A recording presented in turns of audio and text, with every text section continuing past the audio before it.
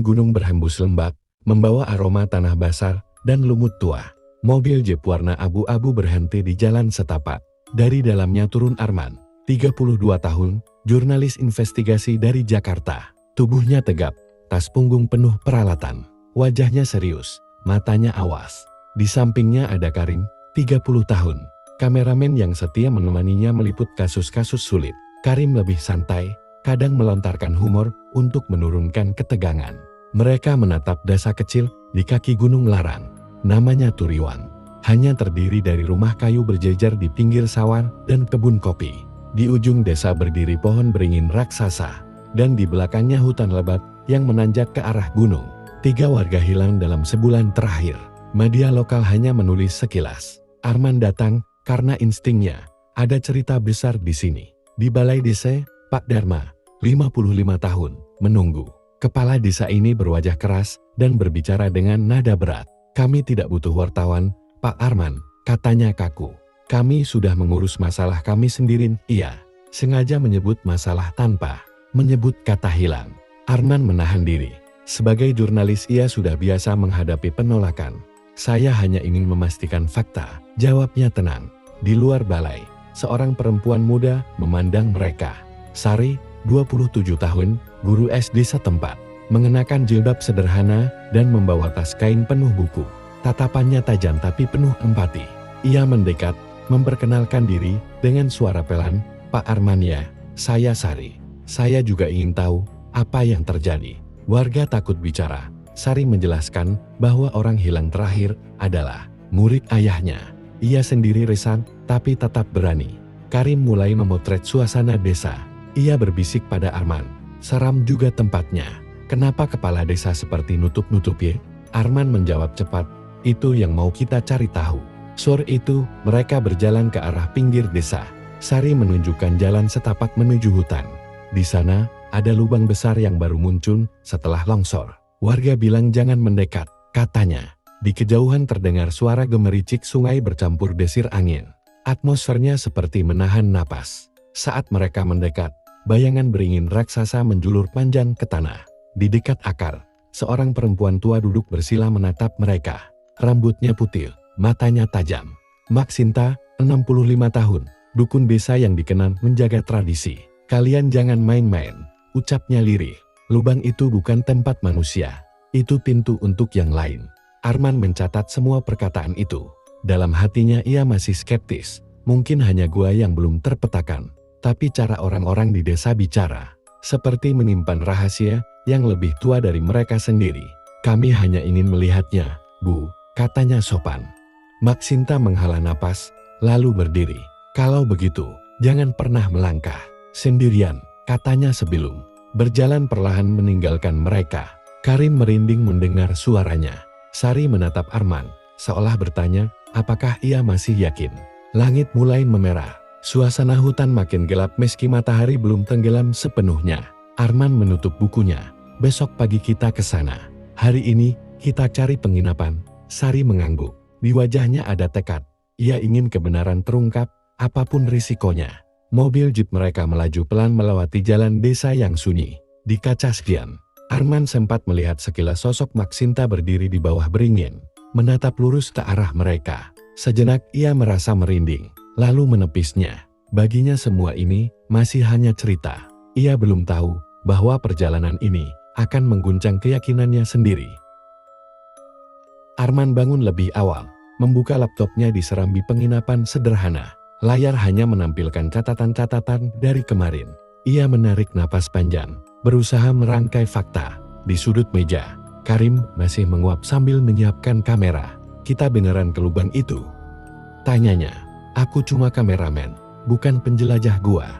Arman tersenyum tipis. Kita perlu gambar. Kalau tidak kita cuma dapat cerita kosong. Meski suaranya mantap, di dalam hati ia juga mulai merasa aneh dengan atmosfer desa. Ia menatap keluar jendela. Sari sudah berdiri menunggu di depan, membawa termos teh panas dan sikat roti. Wajahnya serius. Ia tampak semakin bertekad dibanding kemarin.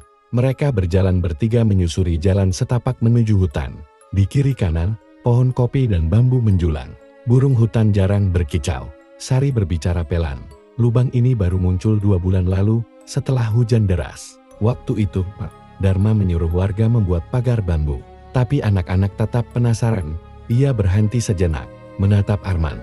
Salah satu yang hilang terakhir masih muridku. Arman mencatat sambil berjalan. Apa ada laporan resmi ke polisi? Sari mengangguk kecil. Ada, tapi hasilnya nihil. Polisi hanya menyisir permukaan. Karim menimpali. Kenapa tidak ditutup saja lubangnya? Sari menggeleng. Pak Dharma melarang. Katanya lubang itu harus dibiarkan terbuka, agar penjaga tidak marah. Mereka tiba di sebuah tebing rendah di pinggir hutan. Di depannya terbentang tanah longsor, pepohonan reba, dan di tengahnya sebuah lubang gelap selebar 5 meter. Dikelilingi pagar bambu seadanya. Uap dingin tipis keluar dari mulutnya seperti napas. Arman mendekat hati-hati, menyorotkan senter. Dalamnya tak terlihat, hanya kegelapan dan suara tetes air yang bergema. Karim mengangkat kamera, merekam setiap sudut. Ini kayak mulut naga, gumamnya. Arman tetap fokus. Ia menemukan sepotong sandal anak-anak tergeletak di tanah lembab, setengah tertimbun lumpur. Ia masukkan ke kantong plastik. Ini mungkin punya korban terakhir. Tiba-tiba, suara berdeham terdengar. Joko, penambang lokal berusia 40 tahun, berdiri di balik semak. Wajahnya pucat, matanya merah kurang tidur. Jangan dekat-dekat, katanya dengan suara bergetar. Aku dengar suara dari bawah setiap malam. Ia menunjuk lubang. Suara orang minta tolong. Tapi kalau aku mendekat, suaranya hilang. Sari mencoba menenangkan Joko. Kami hanya ingin melihat, katanya. Arman mendekat. Bisa ceritakan lebih detail? Joko menatap Arman. Saya penambang, saya tahu gua. Tapi ini bukan gua biasa. Ada sesuatu yang bergerak di bawah sana, besar, tangannya gemetar. Arman mencatat cepat. Di balik skeptisnya, bulu kuduknya meremang. Karim menurunkan kamera. Kita sebaiknya balik, Man, bisiknya. Arman menatap lubang sekali lagi, lalu berkata mantap. Besok malam kita intai dari dekat. Hari ini cukup. Mereka meninggalkan lokasi perlahan. Angin berhembus lewat, menggetarkan pagar bambu, hingga menimbulkan bunyi berderit. Di kejauhan, di balik kabut, Mak Sinta tampak berdiri di jalan hutan. Wajahnya muram. Ia tidak mendekat, hanya mengangkat tangannya seolah memberi peringatan. Arman berpaling sesaat. Saat ia kembali menoleh, Mak Sinta sudah menghilang di antara pepohonan. Karim menelan ludah. Sari menggenggam tas kainnya erat. Dalam diam, masing-masing menyadari, ini bukan lagi sekadar cerita rakyat. Lubang itu menyimpan rahasia yang lebih dalam dari yang mereka duga. Fajar belum sepenuhnya terbit ketika Arman kembali menatap catatan di laptopnya. Foto-foto lubang kemarin tampak di layar, kabut, pagar bambu, lubang hitam yang seperti tak punya dasar. Ia memperbesar satu frame. Ada sesuatu seperti kain lusuh di pinggirnya. Aku mau cek lagi siang ini, gumamnya. Karim, yang baru bangun, menggerutu. Kita baru kemarin ke sana. Aku masih kebayang suara Joko. Di luar, Sari datang tergesa membawa map plastik. Ini daftar warga yang hilang, katanya. Ada 3 nama, lengkap dengan tanggal dan tempat terakhir terlihat. Yang terakhir anak laki-laki bernama Denny, sandalnya yang Pak Arman temukan kemarin. Suaranya bergetar, tapi matanya tetap fokus. Ia menunjukkan peta kecil jalur hutan yang dibuatnya sendiri. Mereka bertiga kembali berjalan ke arah lubang. Udara lebih hangat, tapi angin hutan tetap menimbulkan desir dingin. Di tengah jalan, Joko muncul lagi. Wajahnya kuyu. Tadi malam aku dengar suara lagi, katanya cepat. Kali ini lebih jelas. Ada nama dipanggil. Seperti anak-anak, tangannya gemetar, memegang batu kecil. Aku takut, ujarnya. Arman meletakkan tangan di bahunya, mencoba menenangkan meski bulu kuduknya sendiri berdiri. Setiba di lokasi, Arman memeriksa area sekitar lubang. Ia menemukan potongan baju kaos anak-anak terjepit di akar pohon yang tumbang. Ia masukkan ke kantong bukti. Karim memotret cepat. Sari berlutut, menatap ke dalam lubang. Seandainya kita bisa turun, bisiknya. Arman menjawab, belum, kita harus siapkan peralatan. Di seberang lubang, terlihat Pak Dharma datang bersama 2 lelaki desa. Wajahnya gelap. Kalian sudah saya larang, katanya tegas. Ini bukan urusan kalian. Arman berdiri. Kami hanya mengumpulkan bukti. Sari maju setengah langkah. Pak, orang-orang hilang. Kita harus tahu kebenarannya. Pak Dharma menatapnya tajam, lalu berbalik tanpa menjawab. Saat ketegangan mereda, angin bertiup kencang dari lubang. Bau tanah basah bercampur bau besi tua. Karim menutup hidung. Dari kedalaman terdengar bunyi seperti gemericik air bercampur bisikan samar. Sari memandang Arman dengan cemas. "Kau dengar?" Arman mengangguk pelan. "Mungkin hanya resonansi udara," ujarnya setengah meyakinkan diri sendiri. Tiba-tiba, dari balik pepohonan, Maksinta muncul. Ia membawa kantong kain berisi daun-daun kering. "Aku sudah bilang jangan mendekat tanpa izin leluhur," katanya pelan tapi tegas. "Lubang ini bukan sekadar tanah longsor. Ini pintu." Arman mencoba bersuara rasional. "Kalau memang pintu, kemana pintu ini menuju?" Maksinta hanya menatapnya lama. "Kalian akan tahu kalau terus memaksa," jawabnya sebelum menaburkan daun-daun ke arah lubang, seperti ritual penutup. Arman mencatat semua detail itu. Di balik skeptisnya, perasaannya makin tergerus rasa penasaran bercampur takut. Karim menatap lubang sambil berbisik.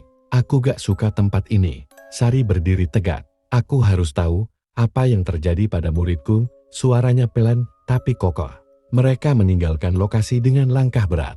Di belakang, lubang tetap menganga, mengeluarkan hembusan udara dingin. Di kejauhan, suara gonggongan anjing terdengar putus-putus lalu hilang. Matahari siang menembus kabut tipis, tapi bayangan pepohonan tetap menekan. Arman menatap sekali lagi ke arah lubang. Yakin satu hal, misteri ini jauh lebih besar dari yang ia kira. Arman menutup ranselnya rapat-rapat. Di dalamnya senter, recorder, tali, dan kamera cadangan. "Kita akan berjaga di sekitar lubang malam ini," katanya tegas. Karim memandangnya dengan wajah masam. "Aku nggak yakin ini ide bagus, Man. Tadi siang saja aku hampir pingsan dengar bisikan itu."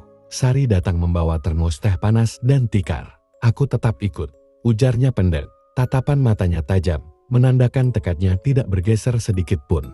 Di belakang mereka, Joko menuntun dua anjing kampung. "Aku juga ikut berjaga. Aku nggak tahan lagi dengar suara dari bawah. Kalau memang ada orang, kita harus bantu," katanya pelan. Mereka berempat tiba di area lubang ketika langit sudah gelap. Pohon-pohon menjulang seperti bayangan hitam. Lubang itu sendiri tampak lebih besar di malam hari. Dikelilingi uap tipis yang berpendar di bawah cahaya lampu senter. Arman memasang kamera inframerah mengarah langsung ke mulut lubang. Karim menyiapkan mikrofon arah. Sari menggelar tikar agak jauh. Sementara Joko duduk bersila di tanah.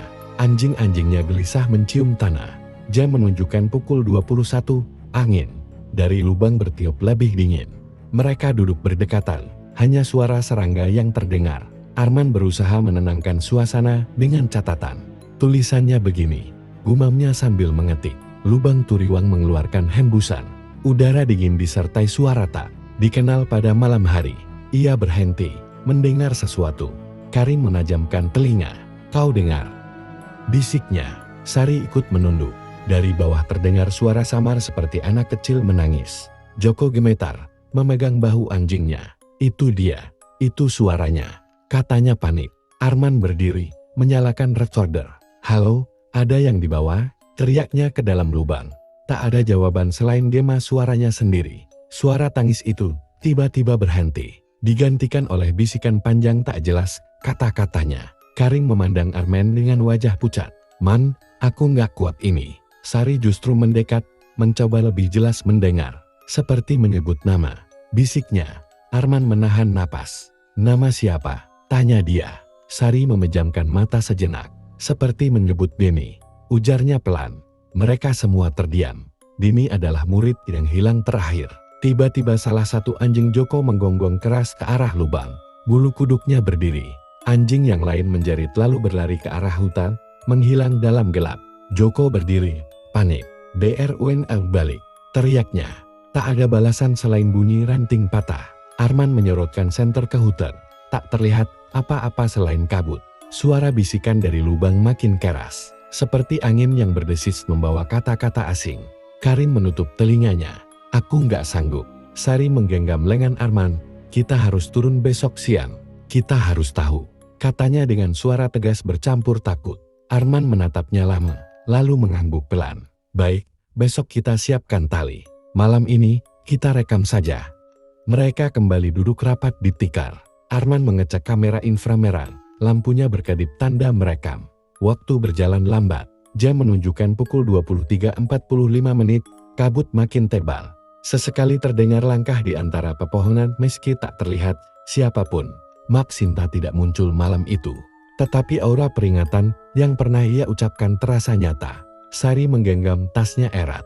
Joko terus memanggil anjingnya yang hilang.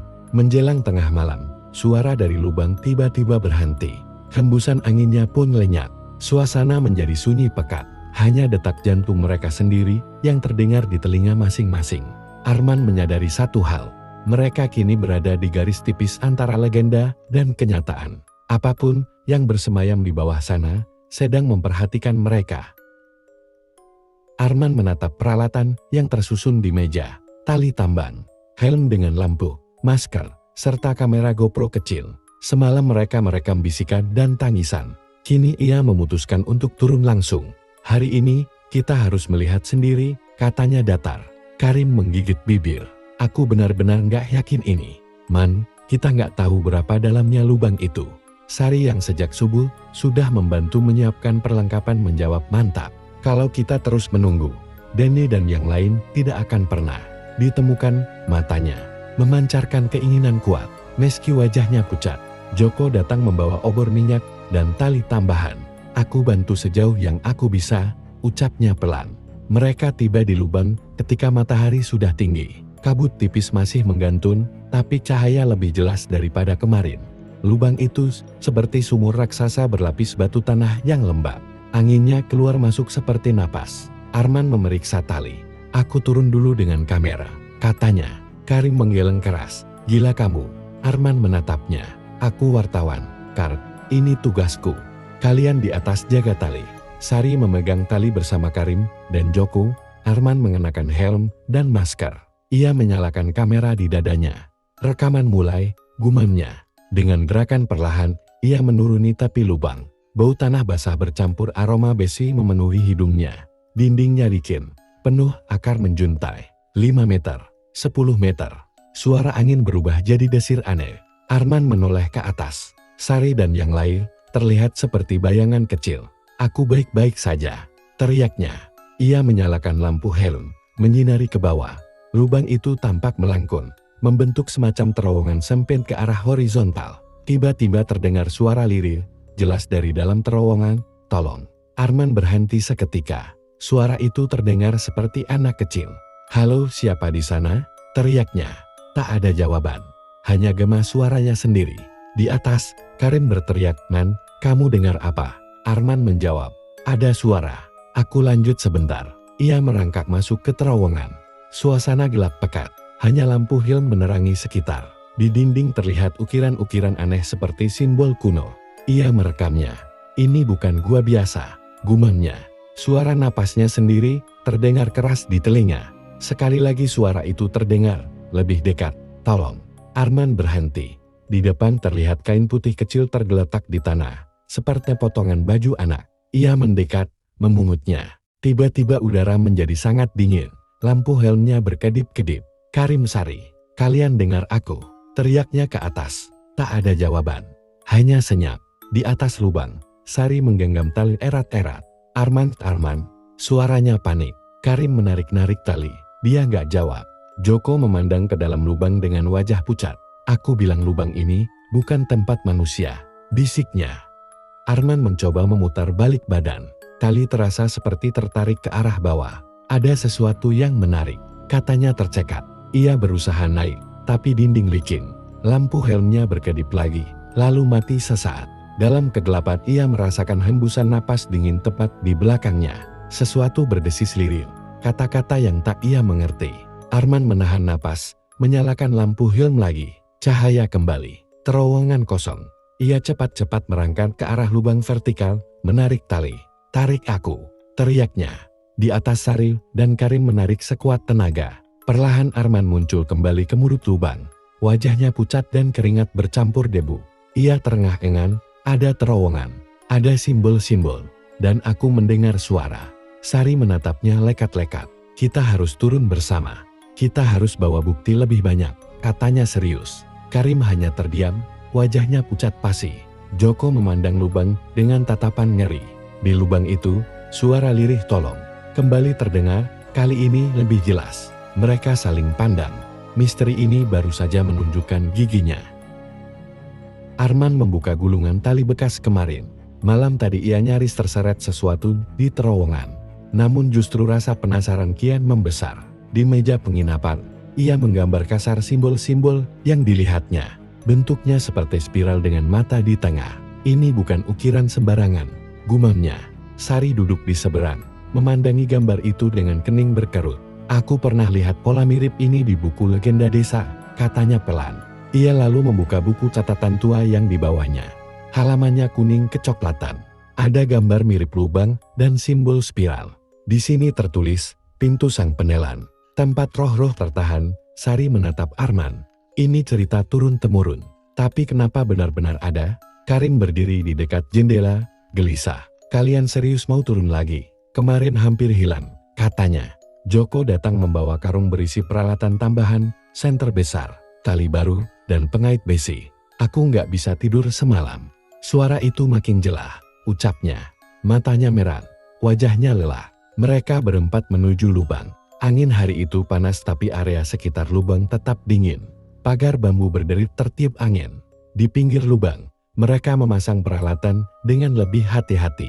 Kali ini kita turun berdua saja, kata Arman, aku dan Sari, Karim, dan Joko di atas pegang tali. Karim mengangkat alis. Aku di atas saja, terima kasih. Arman dan Sari mengenakan halo, masker, dan tali pengaman. Mereka saling pandang sejenak, memastikan siap. Kita turun pelan-pelan, kata Arman. Sari mengangguk. Mereka mulai menuruni dinding lubang. Cahaya matahari memudar, digantikan gelap dan dingin. Suara tetes air terdengar berulang. Sampai di dasar lubang, Arman menyalakan lampu besar. Di depan mereka terbuka terowongan horizontal yang kemarin sempat dimasukinya. Kali ini, ia lebih hati-hati. Dindingnya penuh ukiran simbol spiral bermata yang bersinar redup terkena cahaya. Sari meraba ukiran itu dengan jari. Batu ini bukan tanah biasa. Seperti diukir tangan manusia, katanya kagum. Mereka melangkah lebih dalam. Udara makin dingin, napas mereka terlihat. Di ujung terowongan, ada ruangan kecil berbentuk bulat. Di tengahnya berdiri batu menhir dengan simbol besar yang sama. Di sekitarnya berserakan benda-benda kecil, sandal, kail, dan mainan anak-anak. Sari tertegul, menutup mulutnya. Ini milik mereka, bisiknya. Arman merekam semuanya. Tiba-tiba suara lirih tolong terdengar lagi. Kali ini lebih dekat. Lampu mereka bergetar. Batu menhir di tengah ruangan memancarkan hawa dingin yang menusuk kulit. Sari menggenggam lengan Arman. Kita harus keluar, katanya cemas. Arman menatap kamera, lalu menoleh ke Sari. Sebentar, aku ingin rekam simbol ini lebih jelas. Ia mendekati menhir, memotret. Pada saat itu, sesuatu seperti hembusan udara kuat menyapu ruangan. Lampu padam sekejap, lalu menyala lagi. Di dinding, simbol-simbol seolah bergerak samar.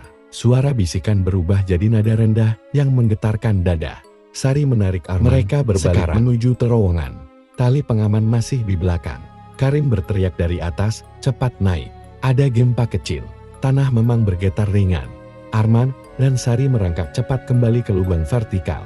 Mereka mulai naik, tangan mereka gemetar karena dingin dan takut. Sesampainya di mulut lubang, Joko dan Karim menarik mereka kuat-kuat. Begitu sampai di atas, Arman dan Sari terduduk terengah-engah. Di bawah, ada ruangan dengan simbol dan barang-barang korban, kata Arman tercekat. Sari menambahkan, suara itu semakin dekat. Aku rasa mereka terjebak di sana. Wajah mereka pucat. Karim hanya menatap, tak sanggup bicara. Joko memandang lubang dengan tatapan kosong. Kita tak boleh ganggu tempat itu, bisiknya. Hembusan angin dari lubang kembali keluar, kali ini lebih dingin. Seolah lubang itu tahu mereka sudah menemukan sesuatu yang seharusnya tak mereka lihat. Arman duduk di teras penginapan, menatap hasil rekaman hari ini di laptop. Ruangan bawah tanah dengan menhir dan simbol-simbol spiral muncul jelas di layar. Sesekali suara lirih tolong terdengar di rekaman meski mereka ingat ruangan itu sunyi saat direkam. Arman mengusap wajahnya. Ini bukti, gumamnya. Tapi bukti apa? Sari berdiri di sampingnya, menatap layar dengan wajah cemas. Aku yakin mereka terjebak di sana. Tapi bagaimana caranya? Katanya. Ia membuka buku legenda desa lagi, membacakan bagian berikutnya. Jika pintu sang penelan terbuka, roh akan memanggil. Jangan balas panggilannya atau kau akan ikut tertelan. Sari menutup buku itu cepat. Merinding. Karim mondar-mandir di dalam kamar. Aku nggak mau jaga di sana lagi. Semalam saja aku mimpi buruk.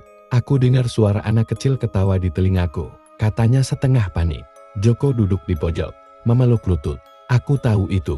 Dulu kakekku bilang lubang ini tempat orang-orang yang hilang diambil.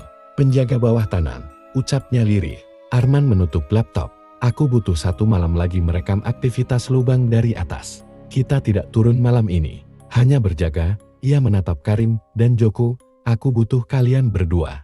Kalau kita punya rekaman cukup, kita bisa lapor polisi dan tim SAR dengan bukti.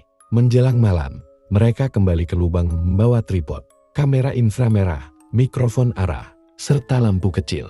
Kabut turun lebih cepat, menyelimuti area. Pagar bambu berderit kencang, seolah berbisik. Mereka mendirikan tenda kecil, agak jauh dari bibir lubang. Sari mengeluarkan termos teh panas, mencoba menenangkan suasana. Jam menunjukkan pukul 22, angin dari lubang bertiup kencang. Kamera inframerah menyala merekam. Karim menutup telinganya dengan hoodie. Kenapa rasanya tempat ini makin hidup? Bisiknya. Sari duduk dengan wajah serius, memegang buku catatan. Arman memasang mikrofon arah menghadap lubang.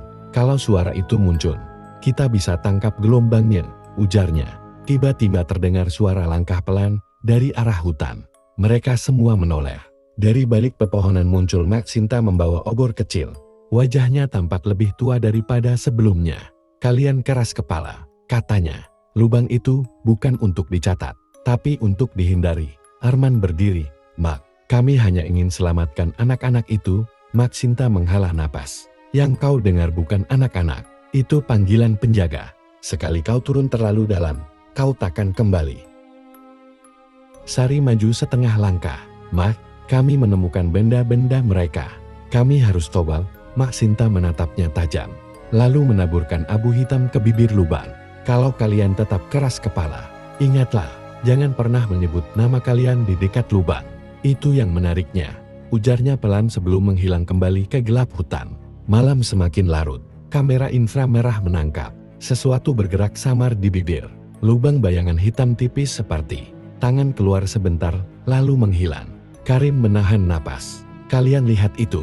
Arman memperbesar layar kamera, tapi bayangan itu sudah lenyap. Sari menggenggam lengan Arman. Aku rasa kita sedang diawasi, katanya pelan. Angin bertiup makin kencang, membawa suara-suara samar yang kali ini bukan hanya tolong, tapi juga kata-kata tak dikenal seperti mantra.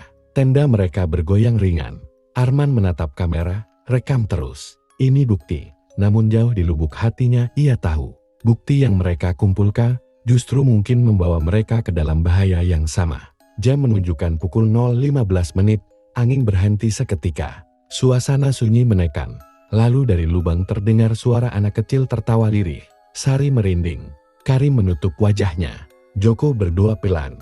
Arman hanya menatap lubang itu, merasakan tatapan balik yang tak terlihat.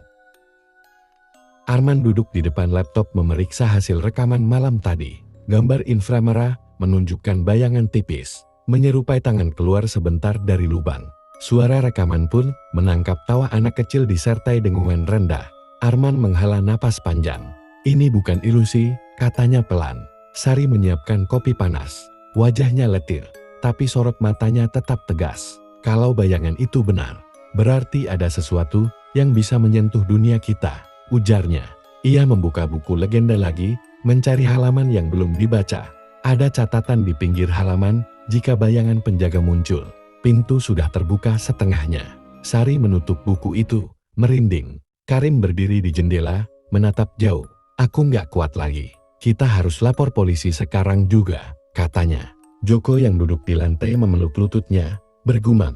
Polisi tidak akan percaya. Mereka akan bilang kita mengada-ada. Wajahnya pucat. Arman menutup laptop, menatap mereka satu persatu. Aku setuju kita butuh bantuan.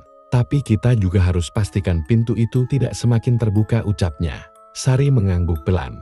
Aku ingat kata Maxinta jangan sebut nama di dekat lubang.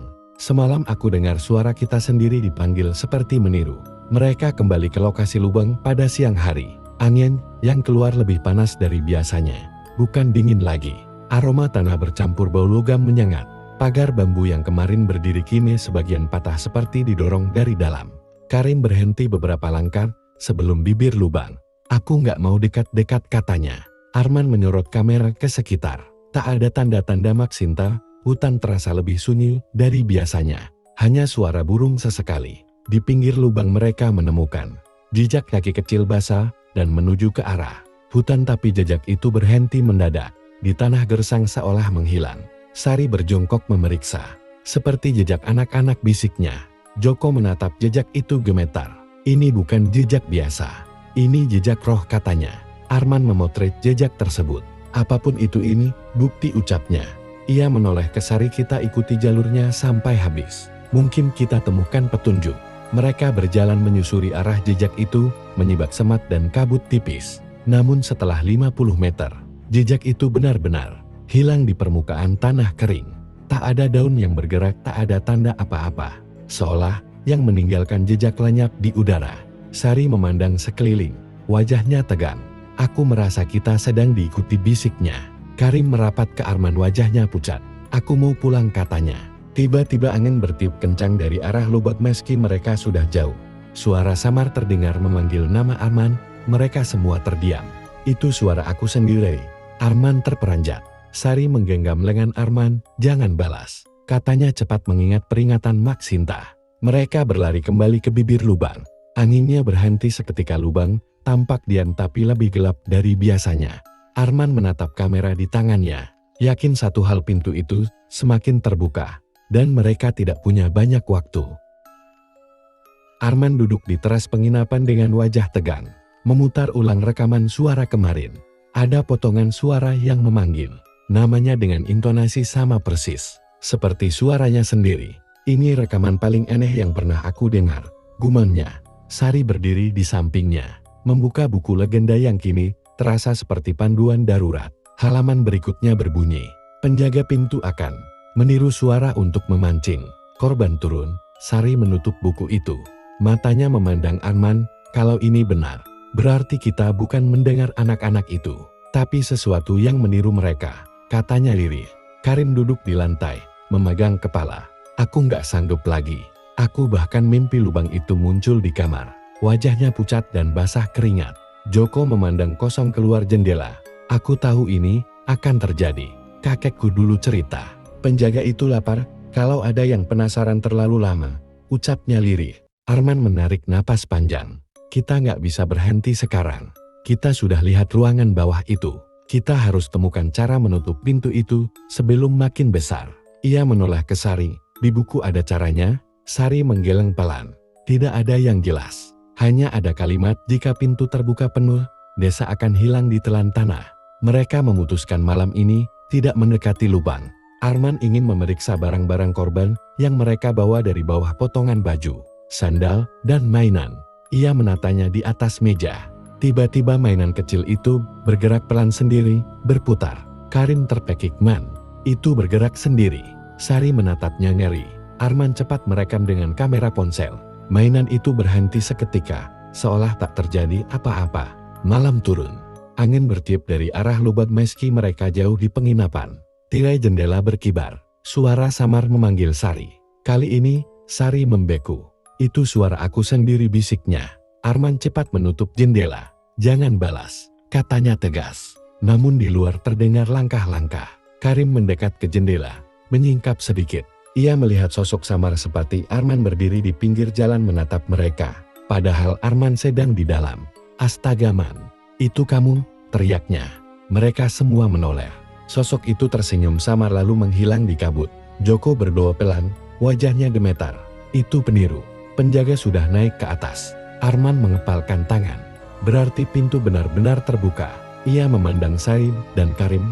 "Kita harus cari Maksinta. Dia satu-satunya yang tahu ritual ini." Sari mengangguk. "Besok pagi kita ke rumahnya." Angin bertiup lagi, lebih dingin. Suara dari luar berganti menjadi tawa anak kecil bercampur suaranya sendiri.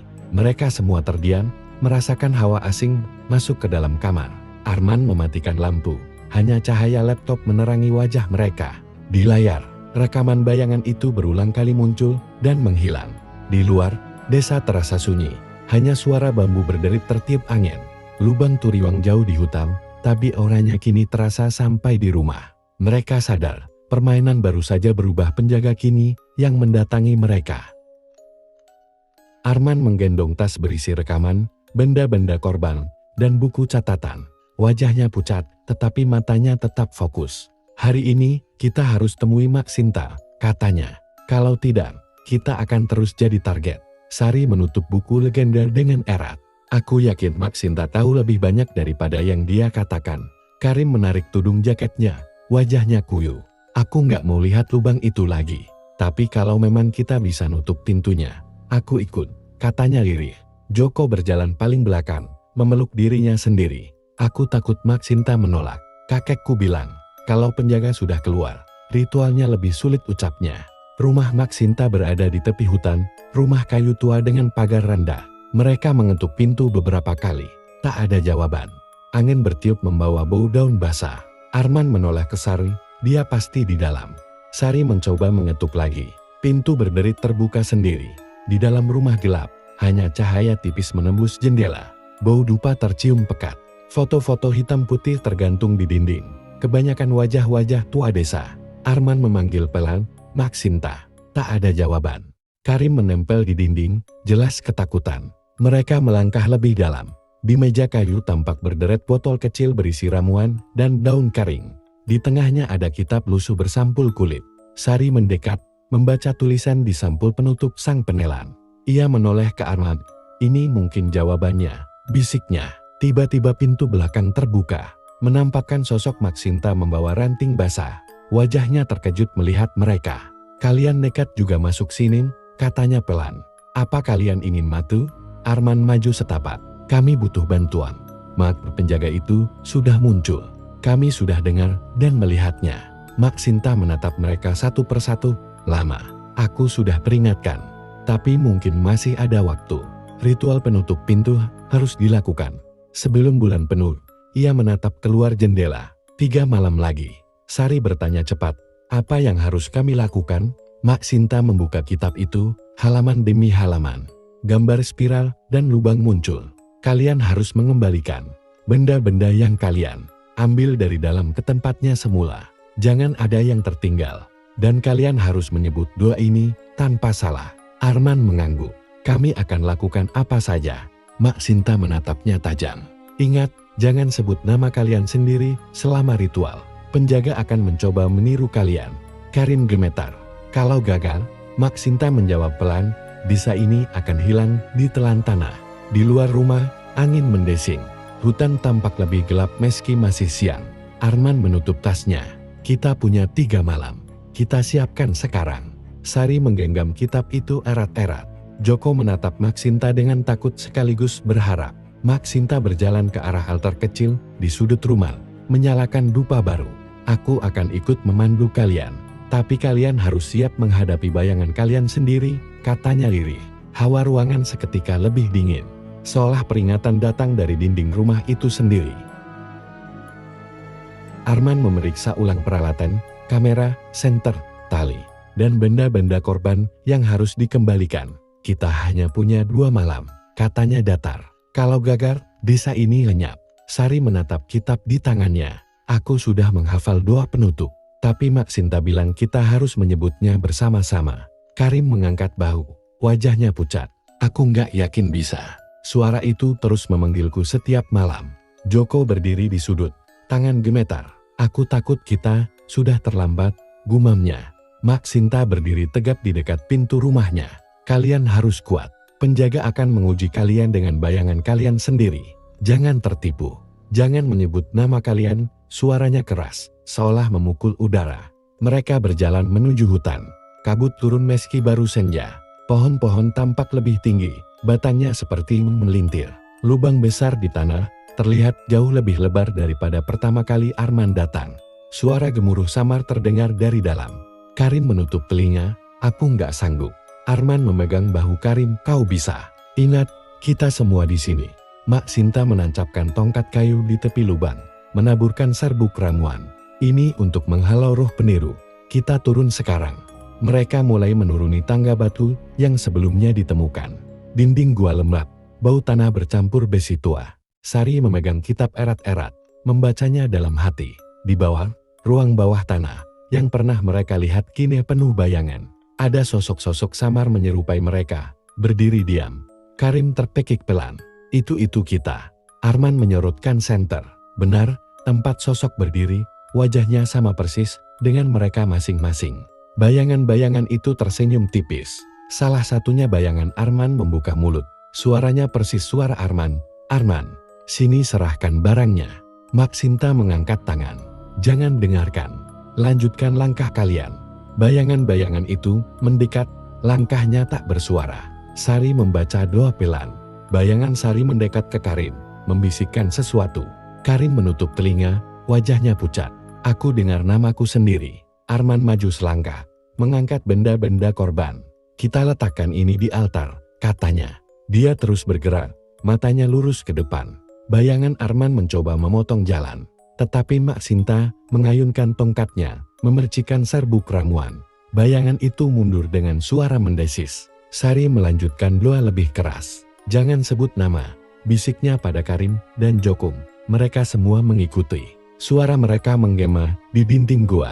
Suara-suara peniru makin keras. Kini seperti tawa bercampur tangis. Udara menjadi berat, seolah menyedot tenaga mereka. Akhirnya mereka sampai di altar batu di tengah ruangan. Lubang kecil terbuka di atasnya, mengarah ke kegelapan lebih dalam. Arman meletakkan benda-benda korban satu persatu. Cepat baca doanya, seru Maksinta. Sari membuka kitab, suaranya bergetar tapi tegas. Mereka mengulang bersamanya. Kata-kata kuno memenuhi ruangan. Bayangan-bayangan itu berteriak, wajahnya berubah mengerikan. Salah satunya mencoba menyentuh bahu Arman. Tapi Maksinta berteriak mantra. Sinar kuning keluar dari tongkatnya. Bayangan itu hancur jadi asap hitam. Karim jatuh berlutut, menangis. Aku nggak kuat. Arman menariknya berdiri. Sedikit lagi, katanya tegas. Mereka semua memusatkan pikiran pada doa. Dinding gua bergetar. Dari lubang kecil di altar, angin dingin keluar deras. Seperti napas makhluk besar. Maksinta memandang mereka. Ini baru ujian pertama, katanya lirih. Pintu belum sepenuhnya tertutup. Kita harus selesaikan ritual terakhir besok malam. Arman menggenggam kamera erat-erat. Kita akan selesaikan, katanya datar. Matanya menatap lubang yang berputar seperti pusaran air hitam. Di sekitarnya, bayangan-bayangan itu memudar, meninggalkan gema suara mereka sendiri. Arman berdiri di tepi lubang, wajahnya keras. Ini kesempatan terakhir, katanya. Kalau kita gagal, desa ini lenyap. Sari memeluk kitab lusuh erat-erat. Matanya marah karena kurang tidur, tetapi suaranya tetap mantap. Aku sudah hafal doa akhir. Kita harus membacanya tanpa putus. Karim gemetar, namun kali ini ia mengangguk. Aku akan coba. Joko berdiri di sampingnya, wajah pucat, tetapi matanya bersinar tekad. Aku juga. Maksinta menancapkan tongkat kayunya di tanah, menaburkan ramuan terakhir. Ini batas antara dunia kita dan dunia penjaga. Begitu kalian melangkah ke bawah, tak ada jalan kembali kecuali doa itu selesai, katanya tegas. Mereka turun bersama ke dalam gua. Dinding bergetar pelan, seperti napas. Cahaya senter bergetar di tangan mereka. Udara terasa berat dan dingin. Di ruang altar, pusaran hitam di tengahnya kini lebih besar. Berputar cepat, menghisap udara sekitar. Suara-suara peniru terdengar samar. Lebih jauh, tapi lebih nyaring. Memanggil nama mereka masing-masing. Arman menatap pusaran itu. Ini inti lubang, ia mengeluarkan kamera, menaruhnya di atas batu. Kita fokus, jangan pandang ke sekeliling. Maksinta membuka jubahnya, mengeluarkan segenggam daun kering yang menyala seperti api hijau. Letakkan benda-benda ini di pusaran, katanya. Sari melangkah maju, meletakkan kitab di atas altar. Karim dan Joko mengikuti, meletakkan benda-benda korban yang terakhir. Mereka mulai membaca doa. Kata-kata kuno mengisi udara, menggema di dinding. Semakin lama mereka membaca, pusaran itu semakin mengecil. Warnanya berubah dari hitam ke abu-abu. Bayangan-bayangan mereka muncul lagi di pinggir ruangan, berusaha mendekat. Wajahnya kali ini tidak lagi tersenyum, tapi marah, menjerit tanpa suara. Karim hampir berhenti membaca, tapi Arman meraih tangannya. Fokus, serunya. Sari tetap tegas, suaranya makin keras. Maksinta menutup matanya. memusatkan tenaga. Tongkatnya bergetar, memancarkan cahaya kuning yang menyelimuti mereka. Tiba-tiba salah satu bayangan yang menyerupai Sari melompat ke altar. Udara terasa retak. Mak Sinta berteriak mantra terakhir. Cahaya hijau meledak. Bayangan itu pecah menjadi kabut hitam dan tersedot ke pusaran. Pusaran berputar lebih cepat, lalu mengecil, hingga menjadi titik gelap kecil. Suara peniru berhenti mendadak, berganti hening pekat. Mereka mengucapkan kalimat terakhir doa. Titik gelap itu meletup tanpa suara, meninggalkan udara berat yang perlahan menjadi normal. Dinding gua berhenti bergetar, hanya tersisa altar batu dan bau tanah basah. Mak Sinta membuka mata, wajahnya pucat tapi lega. Selesai, katanya lirih. Pintu tertutup. Karim jatuh berlutut, menangis lega. Joko bersandar ke dinding, matanya menatap kosong. Kita hidup, gumamnya. Arman menarik napas panjang, menatap kamera yang masih menyala. Semua terekam, katanya pelan. Semoga dunia tahu cerita ini. Sari tersenyum kecil, menatap altar kosong. Semoga anak-anak yang hilang tenang sekarang. Mak Sinta menatap mereka semua. Jangan pernah buka lubang itu lagi. Kalian membawa rahasia besar. Jaga baik-baik. Mereka keluar dari gua. Udara malam terasa segar untuk pertama kali. Bulan penuh bersinar terang. Awan bergerak perlahan. Di kejauhan, desa Turiwang tampak tenang seperti semula. Seolah tak pernah terjadi apa-apa. Namun di telinga mereka, samar-samar masih ada gema suara sendiri. Entah nyata entah, hanya bayangan ingatan. Arman menatap Sari. Cerita ini berakhir di sini. Tapi kita akan selalu ingat. Sari mengangguk. Karim dan Joko hanya diam, memandang ke arah hutan yang kini gelap kembali. Mereka berjalan kembali ke desa, meninggalkan lubang yang kini tertutup. Hanya lingkaran tanah baru yang lembab. Angin malam membawa bau daun basah, bukan lagi bau gaib.